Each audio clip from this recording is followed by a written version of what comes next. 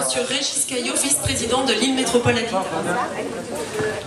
Bonsoir mesdames et messieurs, je voudrais saluer monsieur le maire, les élus ici présents, les membres du conseil d'administration de LMH. Excusez le président qui a été retenu à la dernière minute par un engagement à Villeneuve-d'Ascq. Moi je serai très bref, j'ai été très impressionné en arrivant ici en voyant cette remarquable réalisation. C'est non seulement grand, c'est beau, c'est agréable, il y a plein de volumes. Alors dans une vie antérieure, j'ai eu l'occasion de voir construire cet ensemble, qui était à l'époque cité comme exemple de la plus belle réalisation de logements sociaux de toute la France, et les architectes promoteurs défilaient ici, de l'Europe entière.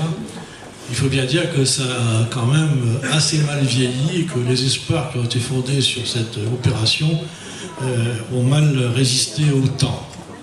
Alors, je pense que par contre, des initiatives comme celle-ci, encouragées par LMH, qui a fait tout ce qu'il pouvait, les services ont fait tout ce qu'ils pouvaient pour favoriser, pour faciliter cette, non pas implantation, mais cette extension, et remercier tous les intervenants de cette opération, et vous dire que nous, notre souhait, c'est que des opérations comme celle-là se renouvellent dans le quartier pour en changer l'allure. C'est l'intérêt de tout le monde. Merci encore de votre attention.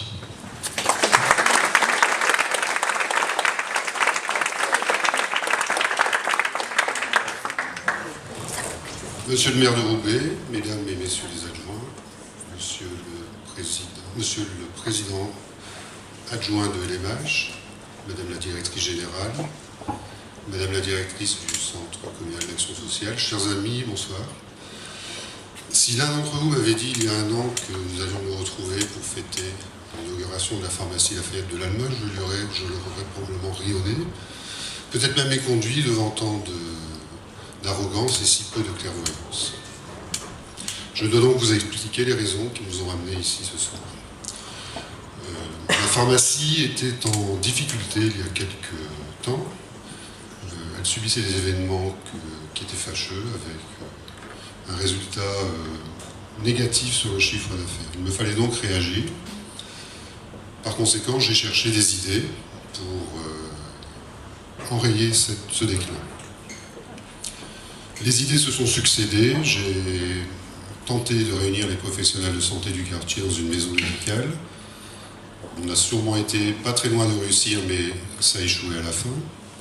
Ensuite, des investisseurs se sont présentés, des investisseurs parisiens qui voulaient créer un centre de santé pluridisciplinaire. Le projet n'a été soutenu par personne, si ce n'est par moi, donc il a fini par capoter. J'avais pourtant juré que je ne rencontrerais jamais Lafayette. Pour moi, c'était le diable, et je n'avais aucune intention de m'asseoir à sa table. Et cependant, cela a été fait. Le diable s'est présenté sous les traits de Madame El Chérifi, qu'il faut bien reconnaître n'a vraiment rien de diabolique. Et la discussion a démarré à partir de là. J'ai adhéré au réseau un peu contraint et forcé et à reculons au mois de juin 2017. Et à partir de là, la discussion a démarré. Plus j'avançais dans cette discussion et plus je me rendais compte que l'idée que j'avais de ce réseau était erronée. Et plus je sentais un intérêt de mon équipe et de moi-même pour ce concept. On pourrait croire et on pourrait craindre que le réseau Lafayette ne consiste qu'à vendre des shampoings à bas coût ou des crèmes à prix coûtant. Ce n'est pas du tout ça, et c'est en tout cas pas notre vocation à mon équipe. Adhérer au réseau Lafayette, c'est revenir au cœur de sa profession. L'objectif est de développer les ventes d'ordonnances. Il fut une époque où les pharmaciens recrutaient des clients de parapharmacie parce que c'est un secteur lucratif. L'objectif de Lafayette, c'est l'inverse, c'est de recruter des nouveaux patients d'ordonnance en recrutant ceux-ci par des prix attractifs sur la parapharmacie. Notre fierté est grande maintenant d'appartenir à ce réseau. On a vraiment l'impression de revenir au cœur de notre profession. Et pour rien au monde, nous voudrions revenir en arrière. La pharmacie d'officine fonctionne toujours sur le modèle économique qui a été mis en place après la Deuxième Guerre mondiale. Ça ne signifie pas que ça n'est pas une profession moderne. Certains des équipements que j'ai ici le prouvent. Et je rappelle que les pharmaciens d'officine ont été la première profession à télétransmettre les données au début des années 90. Cependant, ce modèle économique est arrivé probablement en fin de vie et on doit s'attendre dans les mois et les années à venir à de profonds changements. Je rappelle que le président Macron était le rédacteur de la commission Attali il y a 10 ans, qui préconisait le démantèlement de toutes les professions réglementées et la fin des monopoles. Cela va sûrement se produire. La fin du monopole, cela fera plaisir évidemment à M. Leclerc, qui pourra enfin vendre des médicaments à prix Leclerc. Il n'a pas dit qu'il les vendrait à prix bas, il dit qu'il les vendrait à prix Leclerc. Je vous laisse apprécier le distinguo. Espérons qu'il sera plus efficace pour les retraits de l'aide médicaments qu'il ne l'a été pour les retraits de l'Effrodaté. Le monopole va donc disparaître, on trouvera des médicaments vendus par des pharmaciens dans différents circuits de distribution. Le capital des pharmacies va également s'ouvrir. De nouveaux acteurs vont arriver. Pour l'instant, seuls les pharmaciens peuvent détenir le capital d'une pharmacie. Bientôt, ça va changer. On peut penser que ça va se faire dans les semaines, peut-être plutôt les mois et les années à venir. Et on va voir arriver des nouveaux acteurs. Bien entendu, Lafayette aura sûrement la tentation d'avoir sa propre chaîne. D'autres réseaux qui imitent Lafayette avec beaucoup moins de succès tenteront également. Les grossistes répartiteurs, Alliance, CERF, OCP, les petites camionnettes vertes qui viennent tous les matins, que vous connaissez.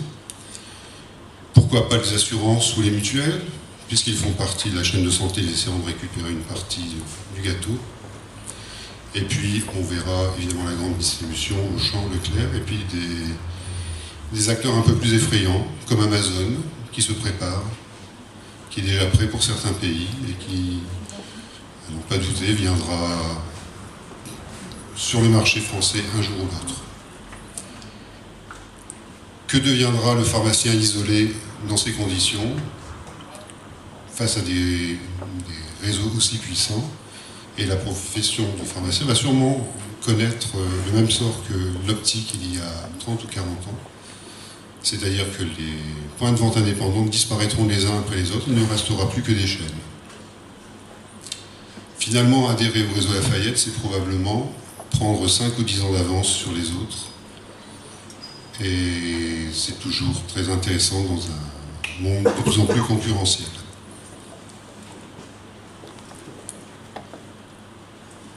Le réseau Lafayette, c'est un concept, je viens de vous en parler. C'est aussi, Lafayette-Roubaix, c'est aussi un lieu. C'est Roubaix, c'est l'Alma. Voilà, 30 ans que je suis arrivé rue de l'Alma. Je veux faire sourire certains de mes collègues de travail en rappelant qu'il y a 2 ans, sur mon bureau, j'avais une offre de vente, une offre d'achat plutôt de mon officine qui était tout à fait satisfaisante et je n'ai pas pu me résoudre à partir, la peur du vide probablement, mais également la sensation que l'aventure n'était pas finie, que j'avais encore des choses à faire. 30 ans de présence à Roubaix, je connais tout le monde, tout le quartier, bien évidemment.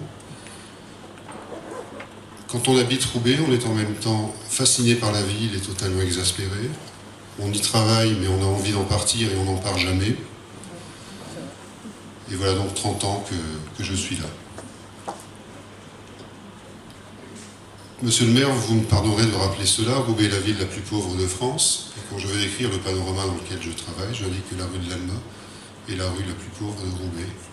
Si bien que je l'explique à mon interlocuteur qui ne connaît pas forcément le contexte, que la rue de l'Alma est peut-être bien la rue la plus pauvre de France.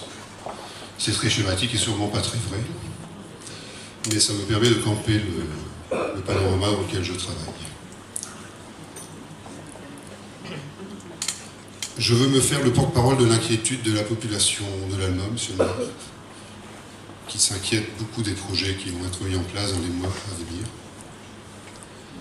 J'espère ne pas être désagréable en parlant de cela, mais l'ANRU, l'Agence nationale de rénovation urbaine, a décidé de s'occuper de nous.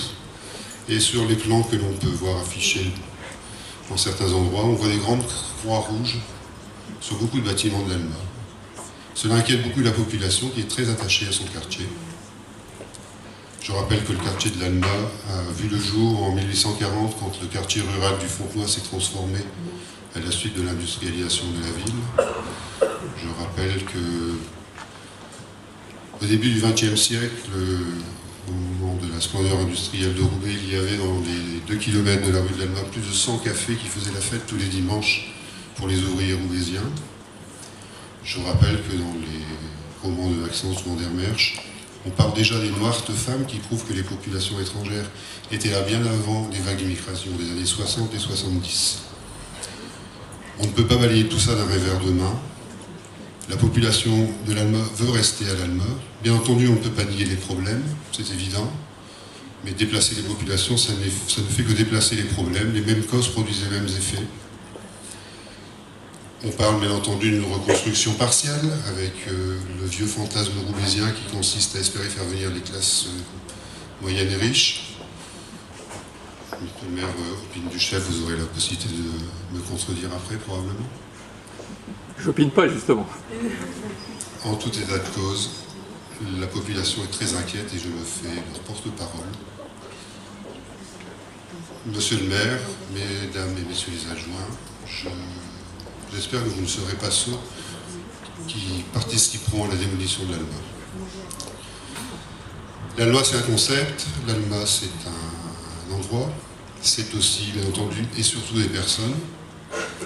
Tout d'abord ma femme et ma fille, sans leur soutien total au départ, il n'y a pas de projet, on est tous à la maison ce soir.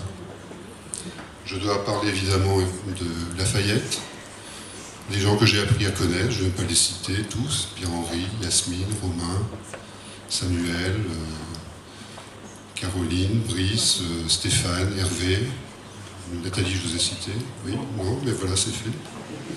Beaucoup d'autres, des gens formidables qui se mettent à notre service pour nous et qui nous ont beaucoup aidés. Très vite on a la sensation de faire partie d'une communauté et de partager beaucoup de choses avec beaucoup de confrères. Je dois remercier également LMH, Madame de Brabander, qui m'a ouvert la porte de son bureau il y a quelques années pour que l'on discute des différents projets qui étaient les miens. Je dois remercier M. Brodin, qui n'est pas là ce soir, qui a été un négociateur, un négociateur zélé. Je dois remercier M. Schwaff, directeur des territoires Nord, ainsi que M. Swark, dont je n'ai pu réussir à user la patience malgré de multiples tentatives. Je dois remercier M. Glachet de la société EGT, le contractant général, ainsi que toutes les entreprises et tous les ouvriers qui ont travaillé sur le chantier. Je dois adresser un salut amical à M. Donc, mon expert comptable, dont les conseils sont toujours précieux et précis. Je dois parler de mon fournisseur principal, Alliance, représenté par Mme Bouillon et Mme Loquet, que je cherche mais je ne vois pas, peut-être sont-elles au fond. Je dois bien évidemment parler de la BNP. Je dois remercier Mme Laure Pérez qui a tout fait pour défendre mon dossier. Sans la BNP, il ne se passe rien non plus. Et Anne-Laure, je voulais vous remercier d'avoir défendu bec et ongle mon dossier.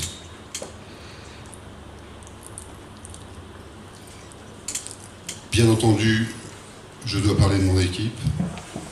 Quand on est dirigeant, c'est toujours très facile d'avoir des idées. On n'a que ça d'ailleurs, c'est même la principale occupation. Parfois, certaines idées deviennent des projets, et parfois certains projets se réalisent. Sans l'adhésion de l'équipe, rien n'est possible. Bien entendu, la question principale était la défense des emplois. C'est probablement pour ça que j'ai adhéré à ce réseau. Mais si l'équipe n'est pas derrière moi à 100%, le projet ne peut pas avancer. Ils se sont investis un maximum. Pour certains, cela a même été proche du dévouement. Et je vais donc les citer un par un.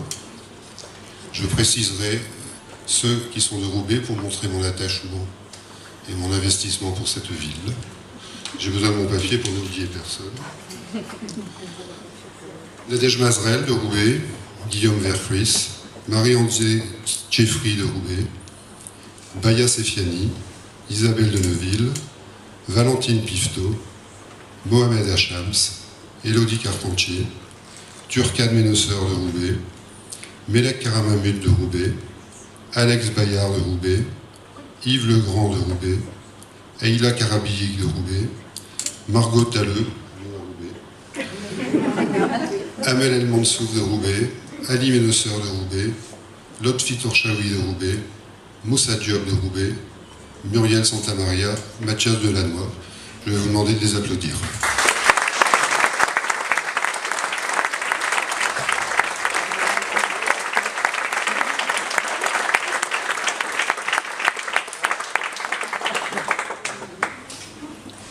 Pour conclure, je dirais que c'est une soirée émouvante pour moi. Je présente mon dernier projet professionnel. Je suis parti pour un cycle de 5 ans et l'issue de ce cycle, il sera sûrement temps d'aller cultiver les tomates dans le Vaucluse, ou tout autre légume qui pousse aisément au soleil. Et en attendant l'inauguration suivante qui sera celle des chrysanthèmes, je ne vais pas plus m'empêcher. En attendant, je suis là, nous sommes là et vous pourrez compter sur nous. Je vous remercie.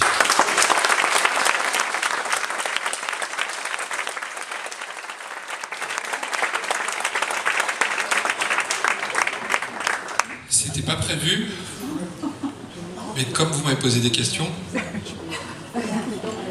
je vais tenter d'y répondre. Je vous en prie. Comme je voulais notamment répondre à vos questions, j'attendais que vous ayez fini. Mais je ne vais pas oublier d'abord de vous dire merci. Merci d'avoir investi dans ce quartier. Merci d'avoir continué cette belle aventure. C'est vrai que, en vous écoutant, je pensais à une de mes citations préférées, qui est de Francis Blanche, qui dit « Dans un monde qui bouge, mieux vaut penser le changement que changer le pansement ». Et c'est vrai que dans une pharmacie, si je la fais pas ce soir, je la ferai jamais. Et en plus, c'est une de mes devises. Mais je voulais vous dire deux choses. Premièrement, qu'on croit en ce quartier. Sinon, je ne me serais pas battu pour faire à quelques centaines de mètres d'ici un incubateur qui s'appelle Blanche-Maille et qui a évité qu'on ait une friche de plus dans les locaux de la Redoute. Je me serais d'autant plus pas battu si j'y croyais pas. J'aurais pas fait en sorte de gagner une compétition contre Barcelone. Ça n'arrive pas tous les jours. Les fans de foot savent qu'on pourra attendre quelques années avant que le LOSC batte Barcelone pour faire venir Showroom privé et faire venir une école notamment avec la fondation Showroom qui forme aussi des jeunes du quartier au nouveau métier du e-commerce. C'est pour ça que je voulais aussi vous féliciter de la modernité de ce lieu, de la présence remarquable de votre officine sur Facebook, qui est un lieu où vous avez 4,6 étoiles sur 5 de mémoire ou 4 et plus de 1600 likes. Donc je voulais vous remercier, puis je vais vous répondre. C'est pour ça que ça me semble parce que le Bucla permet, c'est comme le Mont Blanc. Ça permet des sons improbables et... D'accord, très bien. Les piratés. Je me tairai pas. C'est un film... Et je vais vous dire deux, trois choses sur la rénovation urbaine telle qu'on la prépare. Là, c'est l'histoire, ça s'appelle Stars urbaine et ça se passe au Texas. Vous croyez que c'est parce que j'ai dit Facebook que d'un seul coup il y a une page de pub? Oui, je vais vous parler de la rénovation urbaine parce que moi jamais vous m'avez entendu dire que c'est pour faire revenir des classes moyennes ou autre illusion de ce type-là. La rénovation urbaine, on l'a fait d'abord pour les habitants. On l'a fait d'abord pour les habitants parce que moi, vous savez, pas plus tard que samedi, je vais refaire une permanente et immanquablement, j'aurai des gens qui ont des problèmes de logement. La dernière permanence, elle date d'il y a un peu moins d'un mois. J'ai eu notamment des gens qui habitent vraiment pas très loin, qui vivent dans des conditions totalement indignes. Et c'est aussi pour ces gens-là, et surtout pour ces gens-là, qu'on fait la rénovation urbaine. Parce qu'aujourd'hui, il y a des choses qui ne sont pas satisfaisantes. Je reprendrai les propos du vice-président de LMH pour dire que la rénovation de l'Allemagne a été faite à une époque où c'était regardé comme étant exemplaire. Aujourd'hui, on est loin d'être un quartier exemplaire et c'est pour ça qu'il faut changer les choses. Mais il ne faut pas changer les choses pour se faire plaisir, pour faire de nouvelles visites, il faut faire changer les choses pour que les gens vivent mieux, dans des meilleures conditions. Et aujourd'hui, il y a du boulot. Il y a du boulot aussi pour améliorer la sécurité de ce quartier. Il ne faut pas se mentir, vous n'en avez pas parlé, mais il y a certaines rues, à certaines heures, pas très loin d'ici, qui ne sont pas loin d'être des zones de non-droit. Et pour le coup, c'est aussi pour ça qu'on ne manque pas une occasion, nous, de demander aussi de trouver de la sécurité, parce que c'est une des conditions préalables à ce que les gens se sentent mieux. Voilà, l'attachement à ce quartier, il est fort. Moi, j'ai fait J'en profite pour saluer le maire de quartier, Jean Deroy, qui fait un boulot et qui a une présence remarquable. Moi, j'ai fait, et je ne l'avais pas vu depuis quelques années, de la part de mes prédécesseurs, des réunions de proximité. Et c'est aussi ce que je voulais vous dire sur la rénovation urbaine. On prendra le temps qu'il faut, mais on le fait en consultant les gens. Il y a eu une première réunion générale sur la ville qui s'est finie ici, c'est symbolique. Et on multiplie les réunions de proximité pour préparer ce projet avec les gens et pour les gens, et ça, on n'oublie pas, je voulais le dire, je voulais saisir l'occasion de le dire. Je voulais pas casser l'ambiance, mais comme vous m'avez interpellé, c'est logique qu'on vous donne les priorités qui sont les nôtres. On n'oubliera pas qu'on travaille pour les gens. Si on est là, c'est qu'ils ont voulu un changement à Roubaix, mais on n'oubliera jamais l'attachement des gens au quartier. Je sais, on l'a fait à une micro-échelle au pile. Je le dis d'autant plus que c'est pas un projet que j'ai initié, c'est un projet que j'ai continué, qui avait été initié par un de mes prédécesseurs, Pierre Dubois pour ne pas le nommer. Et c'est vrai qu'on a vu la difficulté, y compris quand on fait une offre assez incroyable aux gens, qui est de reprendre leur maison, souvent dans des conditions pas faciles, et de leur rendre quelques mois plus tard, après travaux. C'est une vraie opportunité. Voilà les quelques mots que je voulais vous dire. On vous remercie vraiment de croire en ce quartier, en vous disant que la municipalité y croit, et qu'on ne lâchera pas l'ALMA, sinon on n'aurait pas fait tout ça depuis qu'on est arrivé. Merci à vous.